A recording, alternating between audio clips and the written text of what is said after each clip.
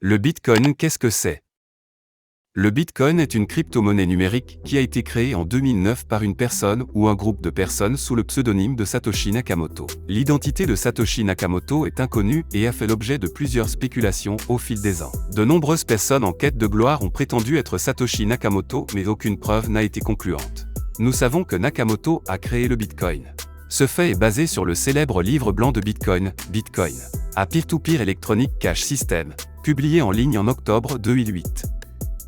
Nakamoto est l'auteur de ce livre blanc, qui expose la théorie et la structure de fonctionnement du système de paiement Bitcoin. Preview.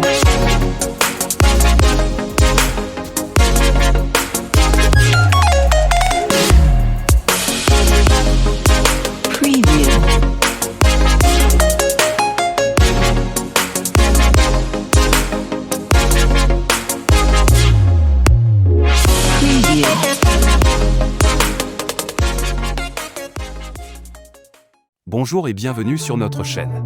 En février 2009, Nakamoto a créé le tout premier message en ligne consacré aux crypto-monnaies, sur le forum de la P2P Foundation. Dans ce message, Nakamoto déclare « J'ai mis au point un nouveau système de paiement électronique P2P à source ouverte appelé Bitcoin.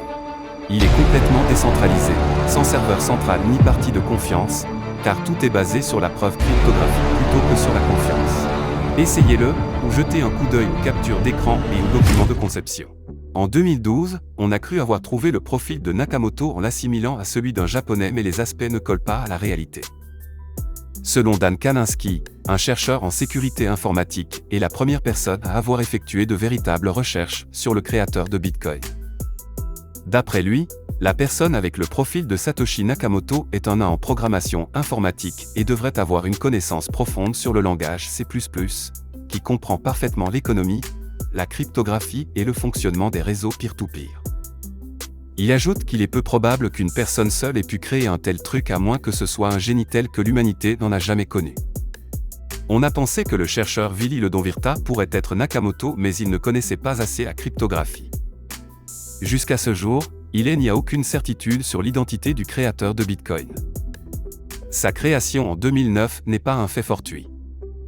Le monde financier sort d'une crise de grande envergure et les populations ont perdu confiance en les banques et ils avaient besoin d'un système où il n'aura plus d'intermédiaires entre eux et leurs fonds. C'est ainsi que le Bitcoin voit le jour avec le système de blockchain qui ne nécessite l'intervention d'un tierce. La création et la mise en place de Bitcoin n'a pas été une tâche facile. La création de Bitcoin a été confrontée à plusieurs difficultés, notamment 1. Le problème du double spending. L'un des plus grands défis auxquels Bitcoin a été confronté était le problème du double spending. Cela signifie que les utilisateurs pourraient potentiellement dépenser la même pièce de monnaie plusieurs fois, ce qui rendrait la devise inutile. Pour résoudre ce problème, Bitcoin a utilisé une technologie appelée blockchain, qui enregistre toutes les transactions et empêche les utilisateurs de dépenser la même pièce de monnaie deux fois. 2. La sécurité. Comme toute nouvelle technologie, Bitcoin a été confronté à des problèmes de sécurité. Les pirates informatiques ont essayé de voler des bitcoins en utilisant des attaques de phishing et d'autres techniques malveillantes. Pour résoudre ce problème, des mesures de sécurité ont été mises en place, telles que l'utilisation de portefeuilles électroniques sécurisés et de mots de passe forts. 3. Au début, Bitcoin était largement méconnu et peu accepté.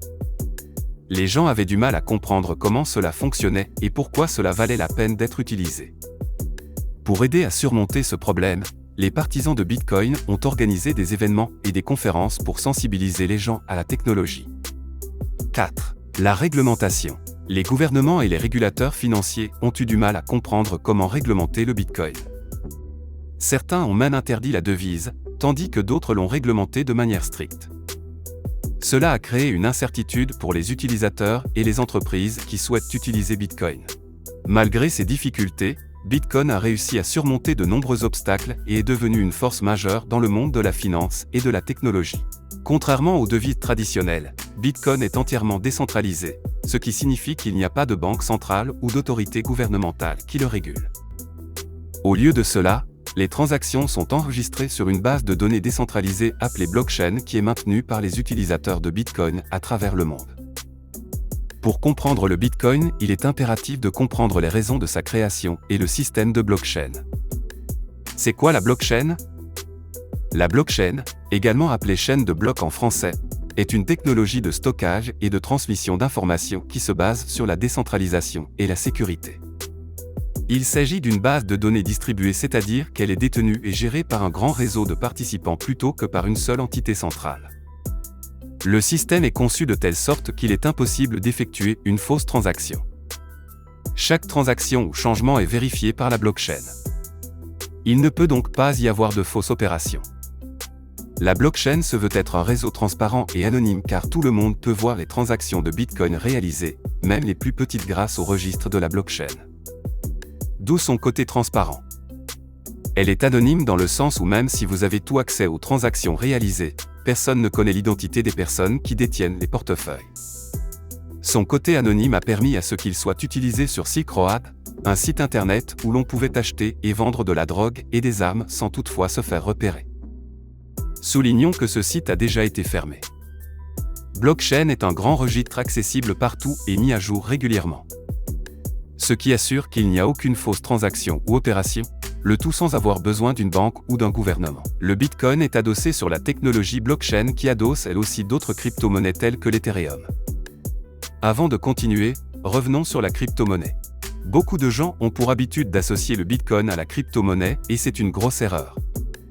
Une crypto-monnaie est un système de paiement numérique qui ne s'appuie pas sur les banques pour vérifier les transactions. Il s'agit d'un système de partage P2P, peer-to-peer, permettant à tout le monde d'envoyer et de recevoir des paiements n'importe où. Il ne s'agit pas d'argent physique transporté ni échangé dans le monde réel. Les paiements en crypto-monnaie sont des saisies purement virtuelles réalisées dans une base de données en ligne et correspondant à certaines transactions particulières. Lorsque vous transférez des fonds en crypto-monnaie, les transactions sont enregistrées dans un registre public. Les crypto-monnaies sont stockées dans des portefeuilles numériques. Ces crypto-monnaies ont été désignées ainsi parce qu'elles utilisent le chiffrement pour vérifier les transactions. Autrement dit, elles intègrent un codage complexe pour stocker et transférer des données de crypto-monnaies à partir de portefeuilles vers des registres publics. Le chiffrement vise à assurer la sécurité.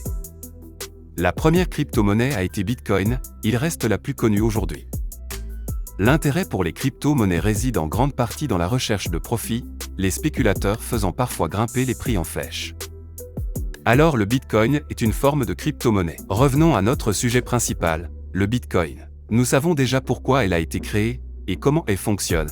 Intéressons-nous à présent sur comment obtenir des bitcoins. 3 méthodes ont été répertoriées pour obtenir des bitcoins. La première et la plus courante est d'échanger son argent en euros par exemple contre le bitcoin. Comme si vous faisiez un échange de devises. En 2013, un bitcoin valait 10 € et aujourd'hui un bitcoin vaut 25 192 €. Si vous n'avez pas la possibilité d'acheter un bitcoin, il est possible d'acheter une fraction de bitcoin. La seconde méthode est d'être rémunéré en bitcoin plutôt qu'en devise. Certes, ce n'est pas la façon la plus développée, mais aujourd'hui le bitcoin est utilisé comme moyen de paiement dans certains secteurs. La troisième est la plus complexe et la plus intéressante de toutes, et que l'on peut miner des bitcoins actuellement. Miner, c'est quoi? Comment ça fonctionne? La vérification des transactions ou échanges de Bitcoin n'est pas réalisée par une grande institution mais par la communauté avec la blockchain. En réalité, ce ne sont pas des individus qui vérifient cela mais bien des ordinateurs. Ces ordinateurs consomment beaucoup d'électricité et coûtent en argent. Le protocole du Bitcoin qu'on pourrait voir comme un logiciel ou un script a été conçu de telle sorte que les nouveaux Bitcoins qui sont produits toutes les 10 minutes soient répartis entre les volontaires qui vérifient les transactions avec leurs ordinateurs, autrement dit ceux qui minent. Que faut-il pour être un mineur de Bitcoin? Pour miner, il est impératif d'avoir un ordinateur très puissant, y installer le logiciel nécessaire pour le faire et ainsi l'ordinateur se met à vérifier les transactions Bitcoin dans le monde. Alors quels sont les logiciels qui permettent de miner les Bitcoins? Notons que le logiciel minage Bitcoin à utiliser dépend de vos objectifs. Pour les débutants, nous avons Multiminer. Pour les utilisateurs avancés, nous avons GGMiner. EasyMiner est un logiciel qui mine à la fois du Bitcoin et du Litecoin. Bitminer est l'idéal pour une configuration rapide. Maintenant que nous savons comment miner, la question est de savoir ce qui donne de la valeur au Bitcoin. La valeur du Bitcoin est déterminée par plusieurs facteurs, notamment 1. L'offre et la demande. Comme pour toute devise, la valeur du Bitcoin est largement déterminée par l'offre et la demande. Si la demande de Bitcoin est élevée et que l'offre est limitée, le prix du Bitcoin augmentera. A l'inverse, si la demande est faible et que l'offre est élevée, le prix baissera. 2. La technologie sous-jacente. La technologie blockchain sous-jacente de Bitcoin est considérée comme innovante et révolutionnaire. Cela a contribué à créer un engouement pour le Bitcoin et à renforcer sa valeur. 3. La confiance des investisseurs. La confiance des investisseurs dans la technologie et dans la stabilité du marché des crypto-monnaies a également contribué à la valeur du Bitcoin. Plus les investisseurs ont confiance dans la technologie et dans la capacité de Bitcoin à maintenir sa valeur, plus ils sont susceptibles d'investir dans la devise. 4. La concurrence. La concurrence d'autres crypto-monnaies peut également affecter la valeur du Bitcoin. Si une autre devise gagne en popularité et en adoption, cela pourrait réduire la demande pour le Bitcoin et donc sa valeur. En fin de compte, la valeur du Bitcoin est déterminée par un certain nombre de facteurs complexes et peut être très volatile. Les investisseurs doivent être conscients des risques liés à l'investissement dans les crypto-monnaies et doivent faire preuve de prudence lorsqu'ils investissent dans ce marché.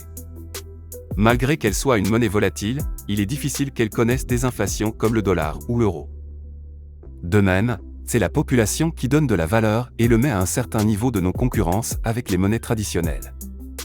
Notons qu'en janvier 2013, on a répertorié 500 000 portefeuilles sur la blockchain et en décembre de la même année 1,3 million de portefeuilles.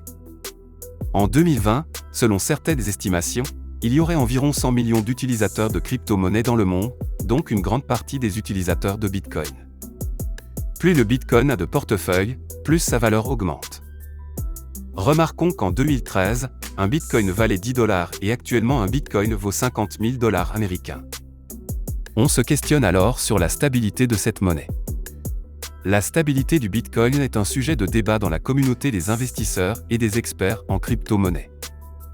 Le Bitcoin est connu pour être très volatile, avec des fluctuations de prix importantes en très peu de temps. Cela est dû en partie à la nature spéculative du marché des crypto-monnaies, ainsi qu'à la faible liquidité de certaines plateformes d'échange. En fin de compte, la stabilité du Bitcoin dépendra de nombreux facteurs, notamment de l'adoption de la technologie, de la réglementation, de la concurrence des autres crypto-monnaies et des conditions économiques mondiales. Il est donc important pour les investisseurs de faire preuve de prudence et de diversifier leur portefeuille pour minimiser les risques liés à la volatilité du marché. Si cette monnaie peut être volatile, pourquoi devrait-on l'utiliser à la place de la monnaie courante ? Le Bitcoin présente plusieurs avantages par rapport à la monnaie normale. Tout d'abord, il est décentralisé, ce qui signifie qu'il n'est pas contrôlé par une autorité centrale telle qu'une banque centrale ou un gouvernement. Cela signifie que le Bitcoin est plus résistant à l'inflation, car il n'est pas soumis à la politique monétaire d'un gouvernement. En outre, le Bitcoin est plus sécurisé que la monnaie normale, car les transactions sont cryptées et vérifiées par un réseau de mineurs à travers le monde. Cela rend les transactions plus difficiles à falsifier ou à pirater. Le Bitcoin est également plus rapide et moins cher que les transferts d'argent traditionnels, car il n'y a pas de frais de transaction élevés ou de délai de traitement. Les transactions de Bitcoin peuvent être effectuées instantanément et à moindre coût, ce qui les rend idéales pour les paiements internationaux. Enfin, le Bitcoin offre une plus grande confidentialité que la monnaie normale, car les transactions ne sont pas liées à des informations personnelles telles que les noms ou les adresses. Cela rend les transactions plus anonymes et protège la vie privée des utilisateurs. Maintenant que nous en savons un peu plus sur le Bitcoin et la crypto-monnaie, quelles sont les réactions des gouvernements ou des banques face à cette nouvelle vision de la finance ? Un débat est soulevé concernant la crainte des gouvernements et des systèmes financiers face au Bitcoin. Ben Becker, de Action News Jack, a demandé à Don Wiggins, professeur émérite de comptabilité et de finance à l'Université de Floride du Nord. Pensez-vous que le gouvernement craint les crypto-monnaies ? Je pense que oui, a répondu Wiggins. Le Bitcoin et les autres crypto-monnaies ne sont pas contrôlés par les banques ou le gouvernement. C'est anonyme et des activités malveillantes, tout comme des activités parfaitement légitimes, peuvent avoir lieu sans que le gouvernement ne puisse suivre les paiements, explique M. Wiggins. Cette déclaration confirme le côté indépendant de la crypto-monnaie. Ce débat a été ouvert après qu'en 2010 nous ayons assisté au premier achat effectué en Bitcoin. Le 22 mai de cette année, un programmeur informatique, qui vit à Jacksonville, USA, a créé un fil de discussion sur un forum en ligne disant « Je paierai 10 000 bitcoins pour quelques pizzas ». Un utilisateur anglais a accepté son offre et lui a envoyé les pizzas à son domicile. Les 10 000 bitcoins valaient environ $40 à l'époque. Aujourd'hui, ils vaudraient près de 100 millions de dollars. Jacksonville est devenue par cette occasion la maison du premier achat de Bitcoin. Le Bitcoin et les autres crypto-monnaies fonctionnent comme l'achat et la vente d'actions. La différence est que chaque Bitcoin est un fichier informatique stocké dans une application de portefeuille numérique sur votre smartphone ou votre ordinateur. Chaque transaction est cryptée et impossible à contrefaire. Dans le même contexte, depuis sa création en 2009, le Bitcoin évolue de façon remarquable et on se demande ce qu'elle représente de nos jours. Aujourd'hui, le Bitcoin est une crypto-monnaie populaire et largement utilisée dans le monde entier. Il est considéré comme une alternative viable à la monnaie traditionnelle et est utilisé pour une variété de transactions, allant des achats en ligne aux transferts d'argent internationaux. Le Bitcoin a également gagné en popularité en tant que véhicule d'investissement, car sa valeur a augmenté de manière significative au fil des ans. Bien que la valeur du Bitcoin soit volatile et sujette à des fluctuations importantes, de nombreux investisseurs voient le Bitcoin comme un actif potentiellement lucratif. De nos jours, le Bitcoin vient rompre les discriminations et les inégalités monétaires. Le Bitcoin est accessible à toute classe politique, sociale et même économique et ne prend pas en compte le pouvoir d'un État ou d'un gouvernement. Avec le Bitcoin, il n'y a pas de favoritisme comme avec la finance traditionnelle. Nous sommes tous égaux avec les mêmes droits et les mêmes avantages. Il a cette capacité d'équilibrer le monde financier contrairement à la monnaie traditionnelle où certaines monnaies ont de l'ascendant sur d'autres. Son évolution et sa croissance se font d'autant plus ressentir par l'adoption par le Japon de la réglementation qui reconnaît le Bitcoin comme méthode de paiement légale. D'autres pays comme la Suisse, Singapour et la Malte ont adopté des réglementations favorables aux crypto-monnaies pour encourager l'innovation et le développement de cette industrie. En septembre 2021, le Salvador adopte le Bitcoin comme monnaie officielle, bien que critiqué par beaucoup d'économistes. Malgré les critiques, la République centrafricaine a elle aussi adopté le Bitcoin comme monnaie légale. Le Bitcoin est en voie de devenir la finance salvatrice. Si cette vidéo t'a plu, n'oublie pas de t'abonner, partager et liker la vidéo. Ce système